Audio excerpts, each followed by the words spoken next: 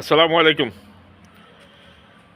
আপনারা সবাই দেখছেন গতদিন হবিগঞ্জ জেলার শায়েস্তাগঞ্জ পুলিশ স্টেশন, যেটাকে আমরা থানা বলি, থানায় ওসি এবং অন্যান্য পুলিশ অফিসারদের সামনে হাসান মাহমুদ অথবা মাহমুদ হাসান, মেহেদি হাসান নামে ছোট্ট একটা ছেলে দেখলাম দলবল নিয়ে বসে আছে। ভিডিওতে দেখলাম সে বলতেছে জুলাই আন্দোলনের সময় ওরা বানিয়েছেন, থানা জ্বালাই দিছে, এসআই সন্তোষকে ওরা পিটিয়ে মারছে, জ্বালাই দিছে। এখন আমার প্রশ্ন হইল, আমাদের রাষ্ট্রীয় ব্যবস্থা, প্রশাসন, পুলিশ প্রশাসন কি এতটাই অসহায় হয়ে গেল? একটা স্বঘোষিত খুনি ওসির সামনে বসে দাম্ভিকতার সহিত ঘোষণা করলো যে পুলিশ স্টেশন জ্বালাই দিছে, একজন এসআইকে সে নাম ধরে বলছে তাকে হত্যা করছে। তারপরে ওই খুনি সদরপে থানা থেকে চলে গেল দলবল নিয়ে, উল্টা যাইতে আর পুলিশের অ্যারেস্ট করা আসামিকে নিয়ে গেল।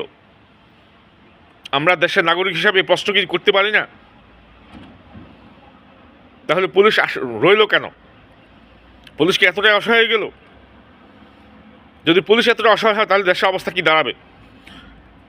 এই ঘটনার পরে প্রায় 24 ঘন্টা যাইতেছে, এখন পর্যন্ত রাষ্ট্রীয়ভাবে এ ব্যাপারে কোনো মতামত পাওয়া যায় নাই।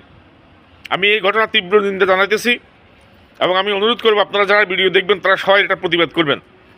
এভাবে একটা দেশ চলতে পারে না। এটা সন্ত্রাসী কথাবার্তা, সন্ত্রাসী কার্যক্রম।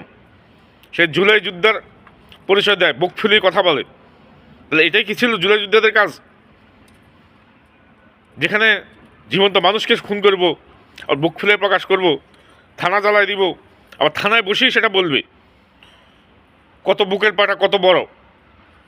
আমি আশা করব যে যার অবস্থান থেকে প্রতিবাদ করবেন। এই সন্ত্রাসীদেরকে, বিশেষ করে এই ছেলেটাকে অবিলম্বে 24 ঘন্টার ভিতরে পুলিশ কাস্টডিতে নিতে হবে এবং তার বিচার করতে হবে।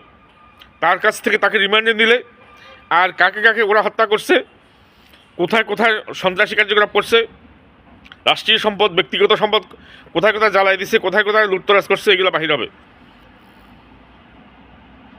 এ দেশ সর্বস্তরের জনগণের। আমরা শান্তিতে থাকতে চাই। যারা শান্তি বিঘ্নিত করে, যারা বুক ফুলিয়ে চলে, লুটতরাজ করার পরও, খুন খারাপি করার পরও এদেরকে বাহিরে রাখার কোনো অধিকার পুলিশ প্রশাসন নাই। পুলিশ প্রশাসন এই ব্যর্থতার পরিচয় দিতে পারে না। যদি শায়েস্তাগঞ্জের ওসির সাহস না থাকে এই আসামিকে অ্যারেস্ট করার, তাহলে ওনার পদত্যাগ করা উচিত। এই চাকরি ওনার জন্য না। আমি আশা করব আপনারা সবাই এই ঘটনার প্রতিবাদ করবেন এবং ভিডিওটা সবাই বেশি করে ছড়িয়ে দেন। ধন্যবাদ সবাইকে। আসসালামু আলাইকুম ওয়া রাহমাতুল্লাহ ওয়া বারাকাতুহু।